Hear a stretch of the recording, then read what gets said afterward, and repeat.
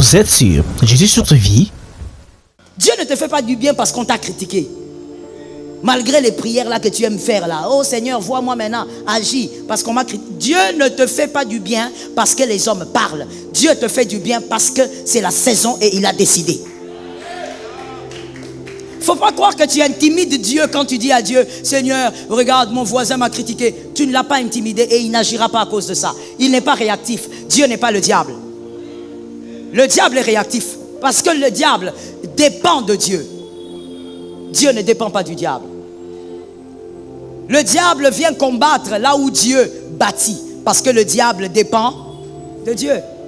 Dieu ne dépend pas du diable. Mon frère, quand tu es dans cette humiliation-là, tu n'as pas obéi à Dieu. Dieu t'a dit ne voyage pas. Tu ne seras pas béni à Paris. Reste à Kinshasa. Non. Tous mes frères ont voyagé. Non, ça ne peut pas être le message de Dieu, ça. Ça, ce sont des prophètes qui veulent me manipuler. Non, non, non. Ça ne peut pas être Dieu. Alors, moi, comme j'ai mon billet, j'ai mon visa d'ailleurs, je pars. Écoutez, il y a quelque chose aussi que nous devons extirper de nos intelligences. Tu es là en train de dire, en restant sur le même exemple, si Dieu n'était pas d'accord, pourquoi il m'a donné le visa? Dieu fait ça souvent. Dieu n'est pas d'accord avec quelque chose, mais il te donne l'accès. Quelqu'un m'a demandé pourquoi?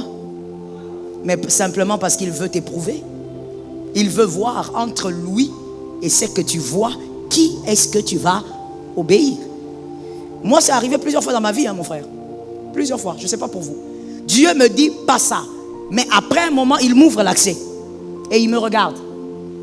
Maintenant, si tu n'es pas enseigné, tu ne lis pas la Bible, tu vas dire, mais voilà, si ce n'était pas Dieu, comment Dieu m'a donné le visa? Il t'a donné le visa pour voir si tu es capable de laisser pourrir le visa parce qu'il t'a interdit. Donne un amen normal. Je sens qu'il y a quelqu'un qui est en train de se poser des questions. C'est bon, donne encore un amen. Moi, j'ai eu un visa qui a pourri dans le passeport comme ça, papa. Dieu m'a dit, ce voyage-là, tu ne pars pas. Alors je regarde, je dis, ok. Il m'a dit ça par quelqu'un. Et puis je suis allé, j'ai prié encore, moi-même. Dieu me dit encore, tu ne pars pas. J'ai dit, bon, c'est pour les âmes. Ça ne peut pas être Dieu, c'est pour les âmes. Alors je vais à l'ambassade, et puis j'ai mon visa, sans problème. Après quelques jours, Dieu revient encore. Il me dit, là, tu ne pars pas. Ce qu'il y a derrière, je ne te le dirai pas, mais tu ne pars pas. Et l'un des hommes de Dieu, en qui j'ai confiance, je crois en son onction, m'envoie un message et me dit, pasteur, je vous vois aller là-bas et regardez ce que je vois arriver. J'ai dit, ok. J'ai pris le passeport, j'ai mis. Le visa a pourri là. Qu'est-ce que Dieu veut? Savoir. Est-ce que tu es capable d'obéir? Beaucoup de gens se sont trompés comme ça. Mais si ce n'est pas l'homme de ma vie, comment Dieu m'a donné tous les signes? Dieu peut te donner tous les signes sans que ce soit l'homme de ta vie. Parce qu'il veut que tu saches obéir à la première phrase qu'il t'avait dite. Parce qu'il y a des gens comme ça. Vous jouez avec Dieu au jeu de papa donne-moi. Vous savez, pour nous qui sommes dans des familles nombreuses, quand on voulait demander quelque chose à notre maman, parce que papa ça allait encore, à notre maman, on ne savait quel enfant envoyer. Qui a vécu ça? Voilà. Toi tu es bien, tu n'as pas vécu ça. Nous qui sommes dans les familles nombreuses là, ça veut dire maman a rempli la terre. Que mes frères ne regardent pas ces directs. Alors, on savait qui envoyer. Parce que chez nous, c'est maman qui était dure. Alors, quand on veut demander quelque chose, on localise. On dit, toi va. Parce qu'avec toi, ça va marcher. Dès que maman voit son visage, maman commence à analyser. Tu veux quoi? Et généralement, c'était les garçons. Le monde est injuste. Nous, les filles, il ne faut même pas essayer. Tu mets ton petit pied là-bas, on te coupe ça. Il faut que ce sont les garçons. Quand les garçons allaient chez maman, on va avoir même le double. Et donc, il ne faut pas jouer avec Dieu à ce jeu-là. Tu viens chez Dieu, Seigneur, est-ce que c'est l'homme de ma vie? Non. Tu répares. Seigneur, Jésus de Nazareth, le Dieu fidèle, est-ce que tu es sûr Non, est-ce que ce que je dis, les concernés ne sont pas là? Même pas dans le domaine du mariage, même dans un autre domaine. Ce que je dis là, il n'y a pas de gens qui ont fait ça. Seigneur, tu es sûr que je ne dois pas voyager? Dieu te dit, non, tu n'irais pas. Seigneur, donne-moi un signe. Il a déjà dit non, hein? Mais maintenant tu reviens pourquoi? Pour les signes. Vous voyez comment on est humain, des fois on est trop faillible. Tu ne comprends pas que ce qu'il avait dit en premier là, ça ne changera pas. Mais regardez comment beaucoup de gens entrent dans la confusion. La première phrase de Dieu, il t'avait dit non. Tu es revenu plusieurs fois et tu as l'impression que les choses ont changé. Pourquoi? C'est pas que Dieu a changé. Dieu veut te donner ce que tu veux. Mais il ne te donne pas. Il veut voir si tu es capable de garder la première parole. C'est tout. Il ne t'a pas donné. Oh non maman, j'ai vu clairement moi-même 4 rêves. Dieu ne t'a pas donné. Tu as insisté. Dieu a donné ce que ton cœur veut. Mais il veut voir maintenant, entre ce que ton cœur désire et lui, tu choisis quoi? Lorsque vous êtes en humiliation parce que vous avez désobéi, mon frère, Dieu ne va pas te glorifier. Non, ne dis pas que voilà, j'attends la gloire, le trône. Il n'y aura pas de trône. Tu es dans la désobéissance. Tout ce que tu auras, ce sont les conséquences. Dieu t'a pardonné, tu vas subir. Et hier, j'étais en train de dire, si tu ne subis pas les conséquences immédiatement, ce n'est pas un bon signe. Cela révèle que ce que tu as fait t'a arraché une personne clé dans ta destinée, c'est-à-dire Dieu avait placé Madame Wivine pour me bénir dans la destinée. Je vais la rencontrer, mais elle ne me bénira pas. Dieu a enlevé la substance qui devrait me bénir en elle. Et donc, la désobéissance t'a volé. Au nom de Jésus, sois délivré. Ou encore, ça voudrait dire que ta désobéissance a chuté sur tes enfants. Tes enfants vont subir les impacts d'une œuvre qu'ils n'ont pas fait. Et voilà pourquoi David a dit, écoute Seigneur, moi je préfère que toi tu me punisses parce que les autres choses là c'est compliqué. Et comme toi tu vas me punir, tu me punis dans 3 jours là. Je préfère que ça soit direct. Et même là, tout le peuple a été puni à cause de David. Je dis à quelqu'un ceci. C'est une réalité, une vérité indiscutable que dans la famille, tous les enfants n'ont pas le même prix spirituel. Tous les enfants sont égaux, tous les enfants doivent être aimés, mais tous les enfants n'ont pas le même prix spirituel. Ou si tu veux, n'ont pas la même position stratégique dans la dimension spirituelle. Même si tu en as 20, il y a des enfants qui sont stratégiques pour Dieu. Et généralement, ce sont les cibles du diable. C'est ce qu'on va voir ce soir par la grâce de Dieu. Ce sont les cibles du serpent. Voilà pourquoi lorsque Dieu vous donne un enfant, Dieu normalement vous parle au sujet de cet enfant. Il vous parle au sujet de tous vos enfants. Je dis normalement. Si tu n'as pas entendu ça, c'est que madame, tu as été distraite. Parce que généralement, Dieu parle à la femme. Il l'a fait avec Marie, il y a plusieurs exemples. Donc, Dieu, généralement, parle de la destinée des enfants à la mère. Si tu veux connaître les mystères qui sont cachés derrière ta destinée, commence par la première chose. Je n'ai pas écrit ça, on va noter ça comme ça. Commence par savoir la première chose, les mystères qui ont entouré la grossesse. Quand maman était enceinte de toi, qu'est-ce qu'elle a vécu? Quel type de songe elle voyait? Quelles sont les personnes qui s'accrochaient à elle? La deuxième chose, demande à ta mère, quand tu es né, quels sont les mystères qui se sont passés autour? Même dans la famille élargie, ce qu'il y a eu révèle quel type d'enfant stratégique tu es. Et quand une mère dit, moi Dieu ne m'a rien dit, non ce n'est pas ça, tu as été distraite. Dieu parle toujours lorsque une âme doit atterrir dans une famille. Parce que tous les enfants n'ont pas le même prix spirituel. Voilà pourquoi je rajoute en disant, dans la famille tout le monde peut être béni, mais tout le monde n'a pas le même panier de bénédiction. Et dans le panier de bénédiction, il n'y a pas les mêmes choses. Est-ce que quelqu'un m'entend? Il y a des enfants de Jacob, tous ont reçu la bénédiction, mais les bâtons de commandement se trouvent seulement chez Judas. Le bâton de commandement ne sera jamais chez Joseph. Il va nourrir tout le monde, nourrit, mais le bâton, ce n'est pas toi qui as ça. Le bâton, c'est Judas. Là où le Messie va passer, c'est Judas. Chaque enfant peut être béni, mais il y a des enfants stratégiques, des personnes stratégiques. Et je veux vous dire une chose que vous allez écrire, s'il vous plaît. À quel moment le diable sait que cet enfant est stratégique? C'est un enfant stratégique. Spirituellement, c'est un enfant important. C'est au moment de la conception de l'enfant. Quand l'enfant est conçu, rappelez-vous qu'il est écrit, avant que tu ne sois formé dans le sein de ta mère, je t'avais aussi établi. Est-ce qu'il y a quelqu'un qui a une poupée ici? Il y a un enfant qui a une poupée? Regardez rapidement là-bas. Une poupée, une peluche. Voilà, il y a toujours une peluche dans les parages. Mais les peluches qu'on commence à fabriquer ces derniers temps, vraiment, que Dieu nous aide. Nous, on avait des peluches un peu mignonnes. Une peluche, ça fait peur à l'enfance. C'est pas possible. Peluche avec des yeux noirs. Nous, on a grandi avec des peluches avec des yeux roses.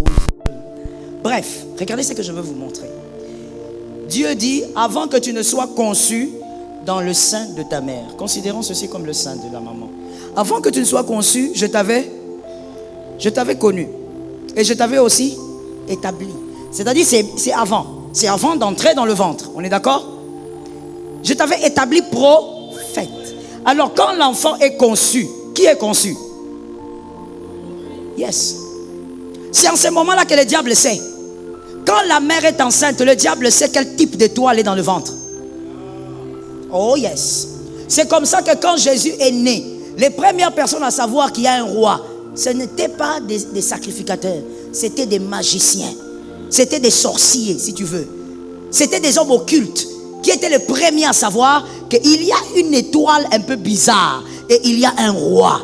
C'est-à-dire que toi, avant même que tu n'entres dans le ventre de maman, il dit qu'il a fait de toi prophète. Et donc quand maman conçoit, c'est le prophète qui est là. Et le diable a vu ça. Et donc quand tu es là, tu deviens un problème pour le diable. Pourquoi? Parce que tu es la clé et la solution de la famille. Ça localise quelqu'un. Celui qui m'entend, m'entend aussi pour ses propres enfants. Et même, je dis toujours, les célibataires, vous êtes plus bénis que les mariés parce que vous entendez pour les enfants qui vont venir. Et donc, l'enfant qui naît, le diable voit l'étoile et le diable commence à combattre depuis le sein maternel. Parce que nous n'avons pas tous la même valeur spirituelle. Dans une famille, Dieu peut parler à tout le monde. Que quelqu'un m'entende bien. Et quelqu'un peut aussi écrire. Dans une famille, Dieu peut parler à tout le monde. Mais Dieu ne donnera pas à tout le monde les instructions. Dieu passera par un seul enfant pour donner les instructions. Par une seule personne. Ce n'est pas pour rien que toi, tu rêves beaucoup. On s'est peut-être moqué de toi dans ton adolescence. Tes frères se sont moqués en disant, toi, tu fais trop de rêves. Mais ce n'est pas pour rien que toi, tu rêves beaucoup. Si tu rêves beaucoup, c'est parce que Dieu passe par toi pour révéler les choses cachées. Est-ce que quelqu'un m'entend bien? La dimension la plus gracieuse, je vais le dire comme ça, la dimension la plus gracieuse de la révélation, ce sont les rêves. Parce que la dimension prophétique se travaille. Il y a des colonnes à placer pour vivre dans une dimension prophétique. Mais la dimension des rêves ne se travaille pas. Tu vas, tu dors, Jésus vient. C'est une grande dimension que beaucoup de gens minimisent ou méprisent. Quand Dieu permet à ce que tu aies beaucoup de rêves, Dieu passera par là pour te révéler les choses de ta famille, de ta maison. Dieu parle à tout le monde, mais il ne donne pas à tout le monde des instructions dans une famille. Il passe par la clé de la famille, la porte de la famille. Et ces personnes stratégiques, écrivez, c'est déjà l'introduction sur la troisième humiliation.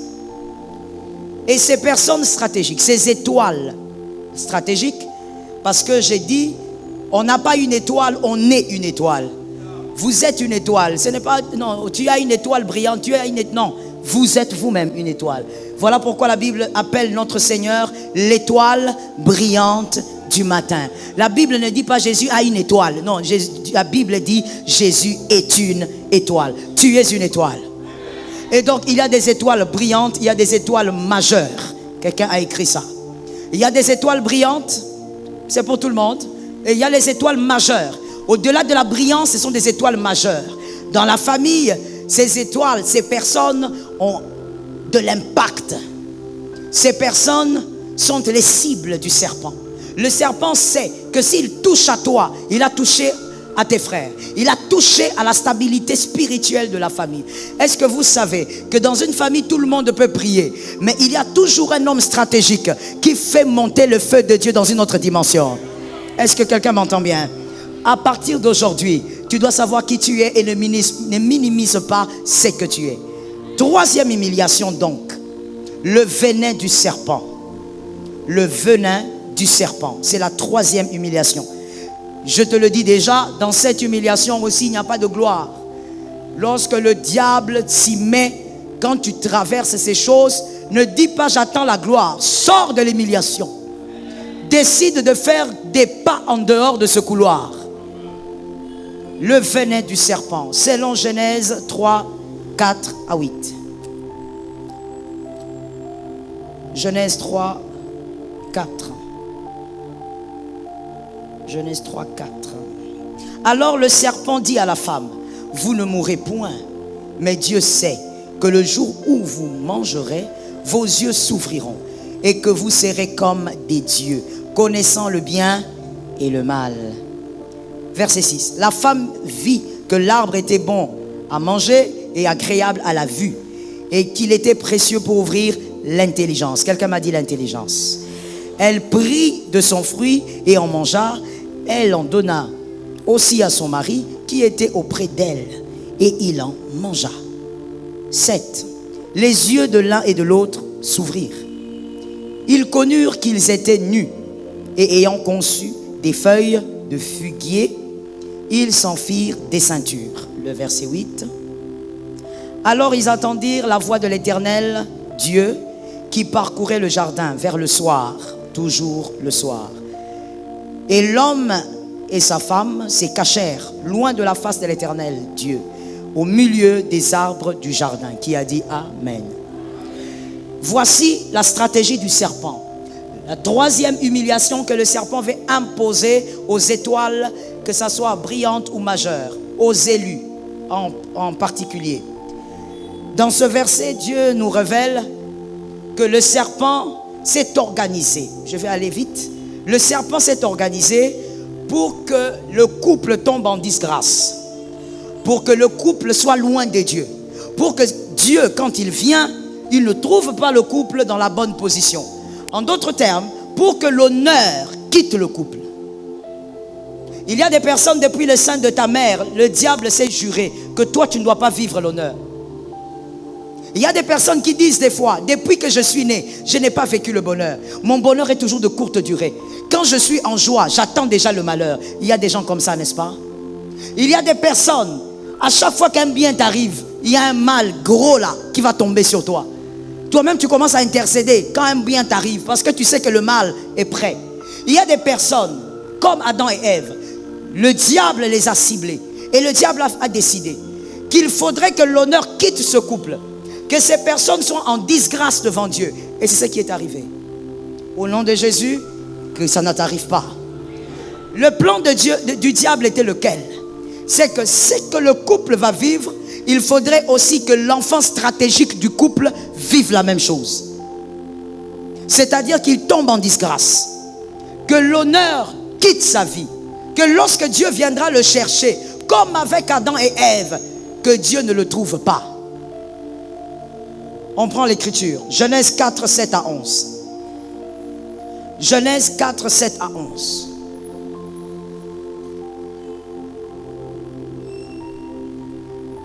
Le 7 dit ceci.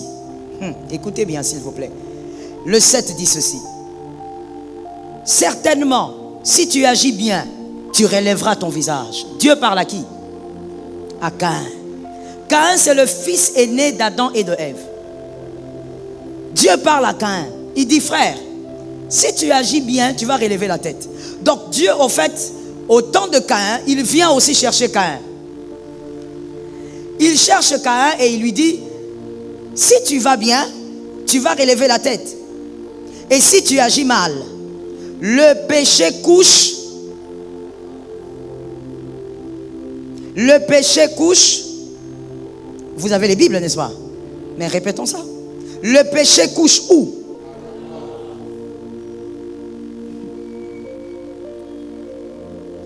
Le péché couche à la porte de Caïn. Pourquoi? Pourquoi? Il y avait Caïn et Abel. Donc il y avait aussi Abel. Pourquoi le péché ne couche pas à la porte d'Abel? En d'autres termes, Dieu dit à Caïn, tu vois comme tu es là, il y a le mal qui te suit depuis longtemps petit. Le mal t'a ciblé. Mais pourquoi le mal t'a ciblé? Écoute, je vais guérir une intelligence. Le mal, le serpent ne te cible pas parce que tu es le plus faible. Le serpent n'a rien à faire avec les hommes faibles. Les serpents ciblent toujours les personnes les plus importantes. Il dit le péché dort à ta porte. Mais pourquoi Caïn, Abel, il est là? Lorsque Dieu dit ces choses, Abel n'est pas encore mort. Abel est là. Mais entre les deux frères, Dieu est en train de révéler quelque chose de clair. Que Caïn, c'est toi qui es stratégique dans cette famille. Fais attention avec ce que tu vis. Parce que tu es stratégique dans cette famille. Que quelqu'un me dise, Caïn était l'élément stratégique. Que quelqu'un d'autre, surtout derrière là-bas, je ne vous entends pas. Que quelqu'un me dise, Caïn était la pièce motrice de la famille. Le péché n'était pas à la porte d'Abel. Abel, il était le petit garçon calme là-bas dans son coin. Il n'y avait aucune attaque sur lui. En d'autres termes, si on actualisait aujourd'hui, si Dieu devait utiliser un prophète, le prophète dirait, il y a le mal qui te suit. Mais le mal ne suit jamais celui qui n'a rien. Le serpent ne suit jamais celui qui n'a rien. Et vous verrez le verset 8. Cependant qu'un... Non, c'est le verset 11 plutôt que je veux qu'on lise, s'il vous plaît. Le verset 11. Maintenant, tu seras maudit de la terre qui a ouvert sa bouche pour recevoir de ta main le sang de ton frère. Finalement, il est maudit. Il tombe aussi en disgrâce. Exactement comme ses parents. Pourquoi? Parce qu'il a touché à Abel. Il a tué son frère. Mais avant qu'il ne tue, Dieu lui avait dit, il y a quelque chose derrière toi, fais attention. Il a tué son frère parce que son frère, selon Caïn, avait manifesté de l'indifférence. Et il tue son frère. Maintenant, prenez s'il vous plaît. On a lu le verset 7. On l'a lu, n'est-ce pas? Nous voyons donc que Caïn tombe en disgrâce comme ses parents. Alors, comment savoir que Caïn était l'élément stratégique? C'est très simple. Quand vous lisez la Bible, vous voyez la généalogie. Vous voyez la lignée de Caïn. Vous voyez la lignée même de Seth, c'est lui qui a remplacé Abel. Mais personne n'avait une lignée comme Caïn. Dans la lignée de Caïn, c'est là où les premiers forgerons sont sortis. Cette lignée n'a pas changé à cause de son péché. Il était comme ça. Est-ce que je ne sais pas si quelqu'un me comprend? Il était comme ça. Ça veut dire qu'il était l'homme stratégique de la famille. Dans sa lignée, il y allait avoir des hommes remarquables. Que quelqu'un me dise un. C'est lui qui a sorti les forgerons dans sa lignée. Que quelqu'un me dise deux. C'est lui qui a aussi sorti les hommes, les tout premiers hommes, à utiliser le fer, à tailler le fer. C'est la lignée de Caïn. Ça n'a pas existé dans d'autres lignées. Quelqu'un me dit trois. La chose la plus essentielle, c'est de sa lignée que sont sortis tous les grands musiciens. Pourquoi le diable te combat? Mais parce qu'il y a quelque chose derrière toi. Toi, tu es là seulement simple avec ton t-shirt, voilà, parce que tu as chaud. Mais ce que tu ne sais pas, c'est que tu as une lignée puissante. Le diable veut t'avoir parce que ce n'est pas toi qui cherches. Il cherche ce qu'il y a derrière toi. Ah, que quelqu'un dise, je ne lâcherai pas. Que quelqu'un dise, je ne peux pas vivre dans le péché. Tu ne dois pas lâcher. Toi, tu ne sais pas quand le diable veut que tu pêches, tu ne comprends même pas.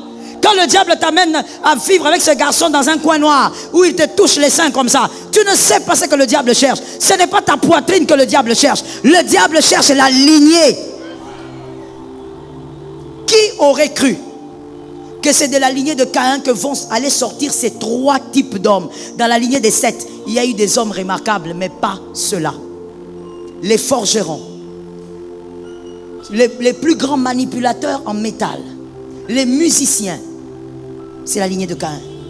C'est comme ça que Dieu lui avait dit, parce que Dieu est un Dieu mystérieux. Dieu lui avait parlé à moitié. Dieu lui a dit, frère, le péché dort à ta porte. C'est toi qu'on a choisi pour détruire. Parce que si on te détruit, on a détruit l'impact de la lignée d'Adam. Mais écoutez, malgré ce que le diable avait fait, Caïn est tombé en disgrâce. Dieu l'a maudit. Dieu lui a dit, personne ne te tuera. Parce que lui-même, Caïn, il était un têtu. Quand Dieu lui parle, lui, il répond. Dieu était comme son grand-père. Dieu lui dit, mais toi, tu as fait quoi? Ah, laisse-moi, je ne suis pas le gardien de mon frère. Mais tu vois ce que tu as fait là? Je vais te punir. Ah, même si tu me punis, quelqu'un va me tuer. C'est-à-dire qu'il discute avec Dieu. Et Dieu lui dit, personne ne te tuera. Je mets une marque sur ton front. Tout celui qui te verra va te laisser. Tu vas mourir seul. Mais malgré ça, la lignée de Caïn a manifesté les éléments rares. Le serpent avait ciblé Caïn parce qu'il était le meilleur. Le serpent avait ciblé Caïn parce que Dieu avait stratégiquement choisi Caïn pour déposer des grâces exceptionnelles. Quelqu'un va me dire, mais pourquoi? Dieu est libre, mon frère. Il choisit qui il veut. Pourquoi l'autre est comme il est? C'est Dieu qui a décidé. Il y a des choses qui relèvent de l'ADN, mais il y a des choses qui relèvent de Dieu. Est-ce que quelqu'un m'entend? La taille que tu as, tu n'as pas choisi. C'est l'ADN. Si on choisissait maman, toi tu crois que moi j'allais avoir cette taille? Je dis la vérité. Il y a d'autres choses vraiment. Il y a des choses, des fois tu te demandes, mais c'est quoi? Hein? C'est quoi? Je t'assure. C'est quoi? L'ADN est un mystère. Dis à ton frère l'ADN. Dis à ton frère l'ADN, mon frère. Je te dis, mon père est grand de taille, ma mère était grande de taille, mais je suis seulement allé chez les grands-parents, mon frère. Donc qui m'a envoyé? Hein? Des mystères de l'ADN. Donc ce qui fait que quand tu sors dans la famille, tout le monde est différent. Quand tu regardes, des fois quand tu présentes, c'est mon frère.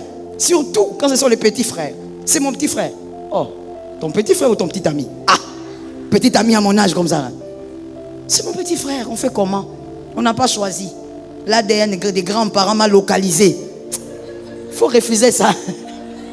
Tu sais, jusqu'à ce matin, j'étais en train d'en rire. Et puis je me suis dit, bon, c'est la génération actuelle. Quelle génération?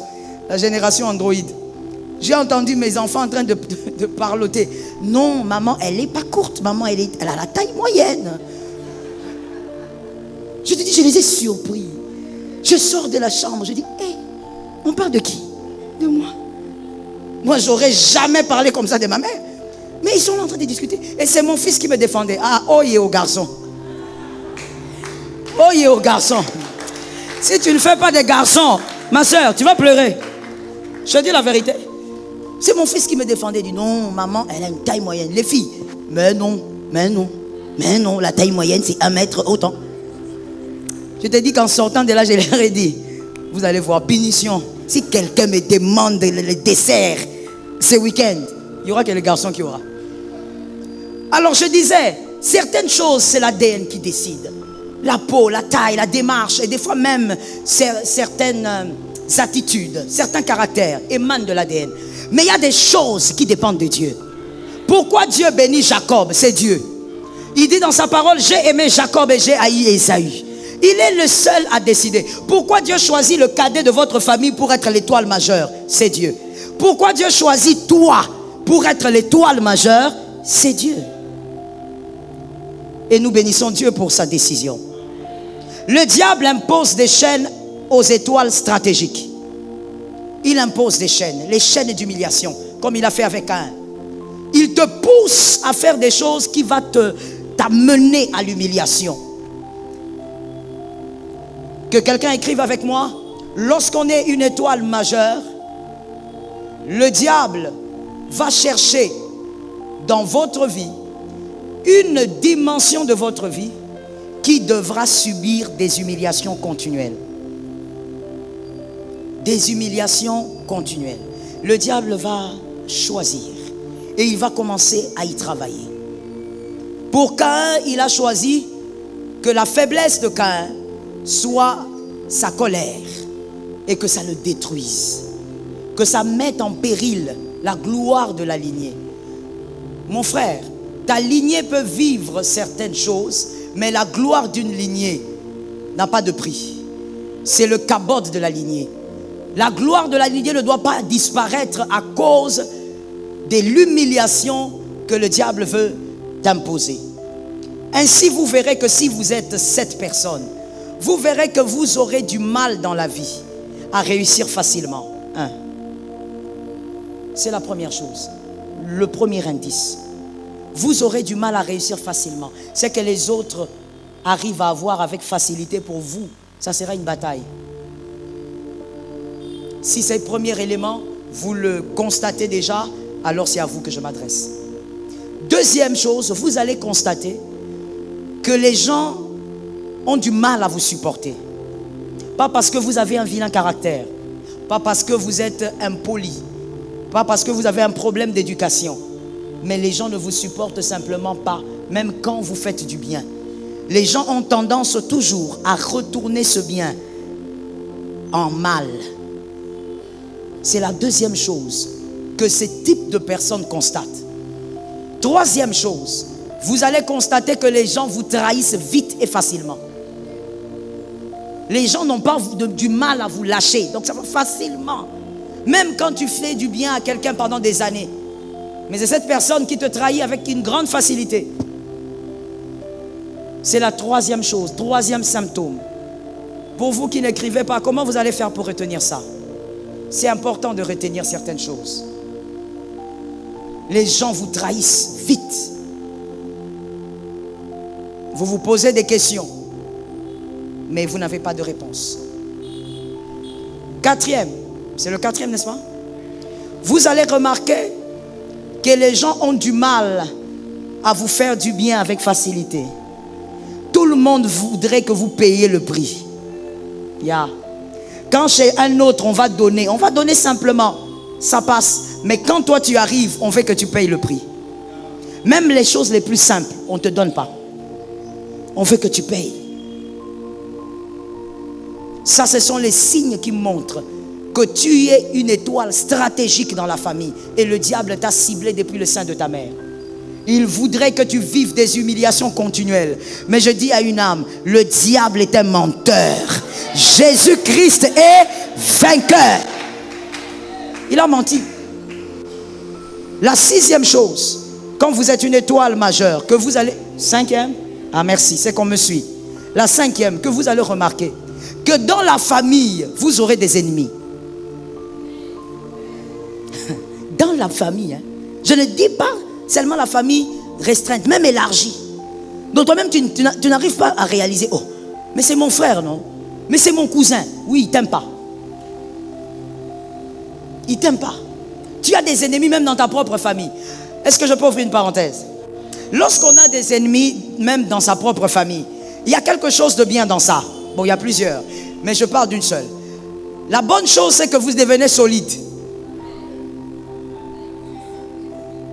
Vous devenez fort comme un roc. Je me rappelle d'une écriture qui dit, je rendrai ton front dur comme un diamant, plus dur qu'un roc. Ne les crains pas, quoi qu'il soit une famille des rebelles. Ça vous rend solide, c'est-à-dire que quand l'adversité viendra du travail, de l'église, je ne sais pas d'où, ça ne te fera rien. Il y a des personnes, face à l'adversité, elles pleurent. Mon frère, tu es une étoile mineure. Ça veut dire, toi, quand on t'attaque seulement un peu, quand tu apprends seulement, tu connais la fille là, elle t'a insulté. D'ailleurs, elle a dit que tu n'as rien fait pour elle, alors que c'est toi qui as fait étudier ses enfants. Vraiment. Tu t'enfermes. Et ce qui est grave, tu t'enfermes, tu éteins la lumière. Aventurier, sors de là. Sors de cet endroit-là. Tu sais, dans des cas comme ça, il faut me louer. Moi, je vais venir, je vais ouvrir la porte. Je dis, frère, sors. Sors. Oh non, il faut prier pour lui. Il n'a pas besoin de prière. Il a besoin qu'on booste son mental. Lorsque Dieu vient devant Gédéon, il ne prie pas pour lui. Il dit, monsieur, tu es un vaillant héros. On booste le mental. Quand tu es une étoile majeure, Dieu crée les ennemis, même dans ta famille. C'est pour que l'adversité extérieure ne te fasse rien. Si mon frère me combat, toi-même si tu me combats, 0 sur 10, tu n'as rien fait. Mon propre sang me combat. Est-ce que quelqu'un m'entend? Voilà pourquoi si on revient à Caïn, vous comprendrez aussi pourquoi il avait la colère envers son frère. Son frère devait s'élever en adversaire contre lui, mais lui a mal compris le message. Lorsqu'on est une étoile majeure, même dans ta propre famille, il y a des gens qui vont faire semblant de t'aimer.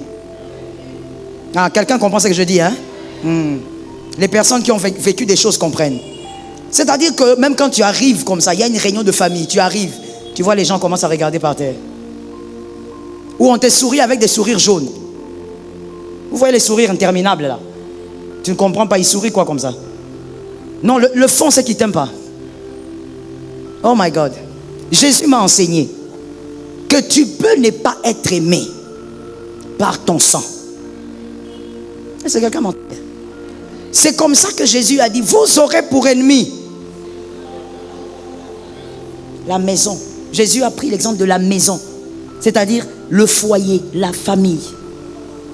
Quand vous constatez ça, sachez que vous avez été ciblé par le diable. Vous êtes une étoile stratégique. Alors arrêtez de pleurer, réalisez votre importance. Est-ce que quelqu'un m'entend? Écoute-moi bien et capte ce que je vais te dire. Vous savez, lorsque vous réalisez l'importance que vous avez dans le monde spirituel, même votre attitude face à la bataille change. L'attitude change. Là où tu pleurais, tu ne pleures plus. Tu commences à rire. Quand tu vois les diables faire des choses, tu te mets à rire. Parce que tu comprends qu'il est derrière toi, parce que c'est lui qui est mal à l'aise. Celui qui te combat, c'est lui qui est mal à l'aise. Toi, tu es à l'aise. Oh, je dis à quelqu'un, toi, tu es à l'aise. Je dis à quelqu'un d'autre, toi, tu es à l'aise. C'est celui qui te combat qui est. Je le dis autrement. C'est celui qui te critique qui est. Quand tu es à l'aise, tu critiques personne. Tu t'occupes de ta vie. Tu as beaucoup de défis à relever. Tu n'as pas le temps de parler de quelqu'un. Mais celui qui te critique, c'est celui-là qui est mal à l'aise. Et donc, vous verrez les adversaires dans la famille. J'ai vu dans certaines familles un garçon, un jeune homme de la vingtaine, mais être combattu farouchement par des oncles vieux comme tout. Pas parce qu'il y a un problème parcellaire, non. Il n'y a rien. Ses oncles sont mal à l'aise devant ces petits garçons. Ses grands frères peuvent monter, descendre. Ils ne parlent pas. Lorsque ce garçon arrive, toi ne parles pas. Toi-même ne dis rien. Toi n'oses même pas parler. Personne ne comprend. Mais qu'est-ce qui se passe? Mais il y a plus grand que lui. Pourquoi c'est seulement lui? C'est après des années que le Seigneur lui dit, c'est à cause de ta position stratégique. Ce qu'ils veulent faire, ils n'arrivent pas à le faire. Au nom de Jésus, ce qu'ils voudront faire cette année, à cause du feu de l'Esprit qui est sur toi, qu'ils n'arrivent pas à le faire au nom de Jésus. Que ceux qui sont mal à l'aise dans ta famille le soient encore. Pas parce que toi tu suis les critiques, mais parce que tu montes en esprit. Je dis le temps de voir qui m'a critiqué et qui m'aime, c'est le temps de prier, c'est le temps de monter en esprit, c'est le temps de jeûner, c'est le temps d'être en train de lire la Bible. Tu n'as pas le temps à perdre à savoir qui t'aime et qui ne t'aime pas. Sois dans la prière pendant ce temps-là, sois en train de parler en langue pendant ce temps-là. Tu n'as pas le temps à perdre. Vous êtes sur Jésus sur ta vie?